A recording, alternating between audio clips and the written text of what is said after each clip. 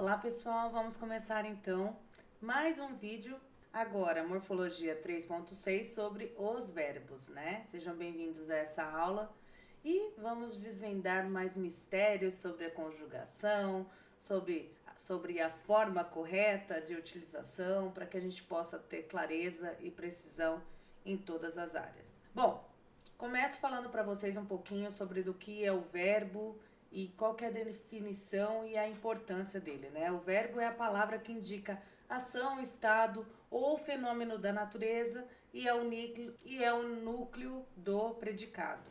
A importância dele é para que possamos construir frases e textos com um sentido completo, né? Porque assim permite da gente estar expressando as ideias, os sentimentos e os acontecimentos. Aqui eu coloquei para vocês algumas flexões do verbo, né? A gente pode estar usando em número, né? Porque sempre o verbo tem que estar concordando com o sujeito da oração. Então, o menino joga bola no singular, os meninos jogam bola no plural. Também existe a pessoa nos verbos, né? Nós temos 3 pessoas. A primeira pessoa, que é quem fala, eu, nós. A segunda pessoa, com quem se fala, né? Tu ou vós. E a terceira pessoa de quem se fala. Se é ele, ela, eles, elas. Um exemplo aqui de conjugação que eu coloquei para vocês no presente do indicativo é: eu jogo bola, nós jogamos bola. Tu jogas bola, vós jogais bola. Ele joga bola, eles jogam bola. Okay? A classificação dos verbos, né? Eles podem ser tanto regular, irregular e anômalos, abundantes, defectivos. Vou explicar cada um deles, tá? Nos regulares, eles seguem um padrão de conjugação. Então, assim, na primeira conjugação termina com ar, né? Cantar, falar, pular. Já na segunda conjugação, termina com er. Vender, comer, correr. Na terceira conjugação, termina com ir, né? Partir, dormir, sorrir. Depois temos os irregulares, que eles não seguem um padrão fixo, tá? Então, pedir, peço, pediu. Estar, estou, esteve. Já os verbos anômalos, eles possuem mais de um tipo de radical. Então, ser, sou, fui, serei, né? O verbo ir, vou, fui, irei. Os defectivos, eles não possuem uma forma certa. Então, por exemplo, a palavra abolir, ela não tem outra forma, né? Não existe eu abolo. Então, ela não tem uma forma que modifica. Já as abundantes, elas possuem mais de um particípio, que o particípio nada mais é do que o passado, né? Aceitar, aceitado ou aceito. Matar, matado ou morto, ok? Os modos verbais. Que são esses modos verbais, né? Nós temos 3 que são indicativo, subjuntivo e imperativo.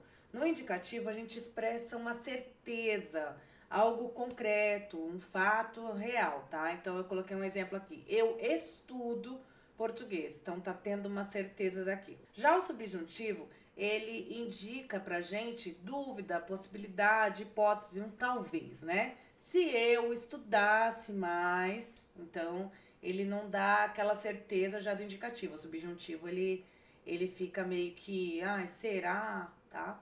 Já no imperativo, ele expressa a ordem, um pedido ou aconselha, tá, a gente? Então, estude português. Eu tô aconselhando para que vocês estudem a língua portuguesa, tá? Os tempos verbais aí, né, do indicativo. O presente, pretérito e futuro. Coloquei até uma imagem aqui bem legal aqui para vocês, diferente, né? De uma menina olhando uma foto bem antiga, mas já num mundo bem mais avançado. Então, o presente é uma ação que ocorre no momento da fala. Um exemplo, eu canto, estou fazendo isso agora, tá? O pretérito é uma ação que ocorreu no passado. Pretérito sempre assimila em pretérito, junto, significa passado. Então, eu cantei, eu cantava, eu cantara, está no passado. Já o futuro é uma ação que vai ocorrer no futuro, tá? Algo que vai acontecer ainda. Então, um exemplo eu coloquei: eu cantarei, eu cantaria, ok? Alguns tempos verbais do subjuntivo, né? O presente, pretérito e futuro. Então, eu coloquei alguns outros exemplos aqui práticos para vocês, tá? No presente, eu estudo todos os dias. O pretérito imperfeito, quando criança eu estudava muito. O pretérito perfeito, ontem eu estudei a matéria. O pretérito mais que perfeito, eu já estudara quando ele chegou. Prof, você usa muito pretérito mais que perfeito? Quase nada. No nosso dia a dia a gente quase nunca usa, porém existe, tá? O futuro do presente. Amanhã estudarei para a prova, né? Você vai estar fazendo algo ali certo no futuro, tá? E o futuro do pretérito, se tivesse tempo, estudaria mais. Então é algo que vai estar falando do futuro, mas com uma impressão de passado, tá? Destes todos que nós temos aqui de tempos verbais, o que é menos usado é o pretérito mais que perfeito, tá? Mas ele existe. No nosso vocabulário diário, ele quase não é utilizado, tá? E aqui algumas formas nominais do verbo, né? O infinitivo, o gerúndio e o particípio. Então, no infinitivo, ele é uma forma não conjugada do verbo. Então, exemplo, cantar, comer, compartir é a forma dele como nós já vemos comum, tá? No gerúndio, a gente expressa que essa ação tá em andamento. Então, cantando, comendo, partindo, é algo que está acontecendo. Já no particípio, ele indica uma ação concluída, tá? Então, cantado, comido, partido foi algo que já acabou. Também tem as formas compostas, né? No infinitivo, né? Ter lido, ter visto. No gerúndio, tendo estudado, tendo dormido. E no particípio, tinha feito, tinha escrito, ok? Então essas formas também são corretas e formas que a gente pode estar utilizando no nosso dia a dia, tá? Principalmente na nossa linguagem informal, ok? Coloquei aqui para vocês agora as vozes verbais, né? Nós temos a voz ativa, né? Onde o sujeito pratica a ação. Então, eu escrevo. Já a voz passiva, o sujeito ele recebe essa ação, tá? A carta foi escrita por mim. Depois nós temos a voz reflexiva, que o sujeito ele pratica e recebe a ação. Então, eu me machuquei.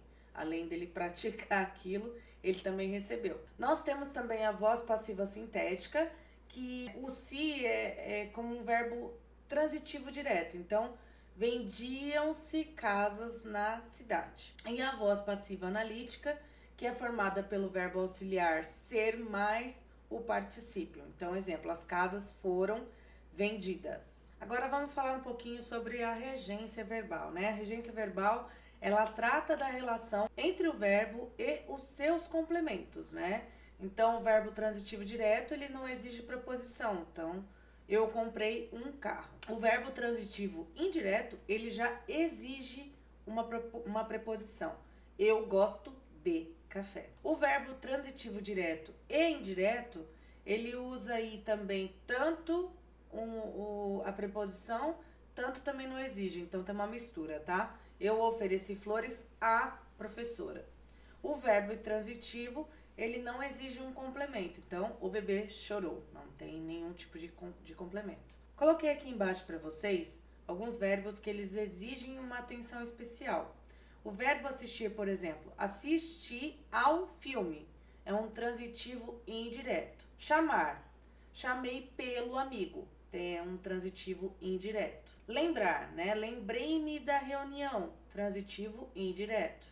Obedecer, obedeço às regras, então transitivo indireto. E visar, visava a promoção, outro transitivo indireto. Lembrando, verbo transitivo direto não exige preposição, verbo transitivo indireto exige a preposição. Existem algumas frases que podem ser um verbo transitivo direto e indireto, e algumas que somente são intransitivas, né? Porque elas não exigem nenhum tipo de complemento, ok? E aí eu coloquei um exemplo para vocês de algumas conjugações de verbos no irregular, tá? Então, o verbo poder, por exemplo, né? Eu posso, tu podes, ele pode, eu pude, tu pudeste, ele pôde. Então, porque o verbo poder, ele é algo irregular, ele modifica de acordo com o tempo verbal, tá? Assim como os outros que eu vou citar agora para vocês. O verbo pôr, né? Eu ponho, tu pões, ele põe. Eu pus, tu pusestes, tu puseste, ele pôs, né? Então, esses daí eles modificam também. O verbo ser, eu sou, tu és, ele é.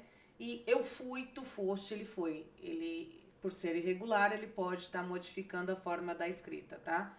Verbo ter, eu tenho, tu tens, ele tem. Eu tive, tu tiveste, ele teve. E o verbo vir também, né? Que é um verbo irregular. Eu venho, tu vens, ele vem. Eu vim, tu vieste, ele veio. Modifica muito, né? De um para o outro. E aí eu coloquei aqui para vocês um exercício de fixação para que vocês possam testar os seus conhecimentos. Prof, foi rápido? Foi muito rápido. Mas agora que eu vou saber se vocês realmente conseguiram compreender. Lembrando que nós sempre temos as nossas aulas ao vivo para que a gente possa estar tirando as dúvidas sobre esse tema em específico e sobre os outros de outras aulas, tá? Então aqui, no caso, não, complete. Eu, português todos os dias. Você vai ter que estar modificando o verbo estudar de acordo com o tempo verbal, tá? Na 2, qual que é o modo verbal em se eu pudesse? Eu falei um pouquinho sobre isso com vocês. Na 3, identifique a voz verbal. O livro foi lido por Maria. Qual que é o modo verbal aí, né? A voz verbal, desculpa. Na 4, conjugue o verbo ser no presente do indicativo. Dê uma pausa aí no seu vídeo. E no próximo slide nós temos as respostas.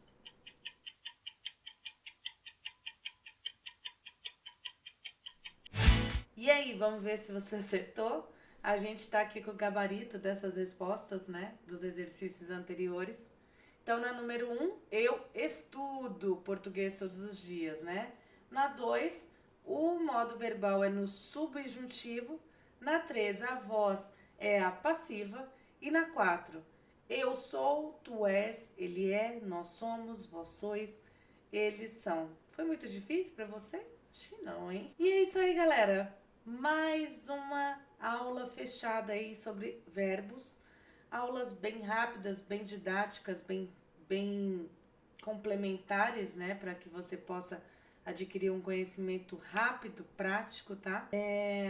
Claro que lembrando, nós temos sempre as aulas ao vivo para que vocês possam conseguir se aprofundar mais. Temos os exercícios, temos o nosso aplicativo. Então, falta de material e de informação nunca vai ter. E eu espero que vocês tenham gostado dessa aula e até a próxima.